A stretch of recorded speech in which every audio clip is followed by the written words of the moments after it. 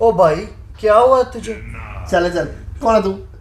ओ मैं नहीं रह सकता इस नामाकूल जगह पे। मैं तो यहाँ से 10 साल तक नहीं जाने वाला। ला ला ला ला ला। मैंने तो सामान भी पैक कर लिया है, तू भी चल मेरे साथ। दफा हो जाए यहाँ से, जा। कुछ तो गड़बड़ है, यहाँ दाल में कुछ काला है, बल्कि मुझे तो दाल ही पूरी काली लगती है। ये बंदा ठीक नहीं है, मालूम करता हूँ। Run. मेरे सामने वाली खिड़की में एक चांद सा टुकड़ा रहता है। क्या ये चांद सा टुकड़ा घट्टू को मिलेगा?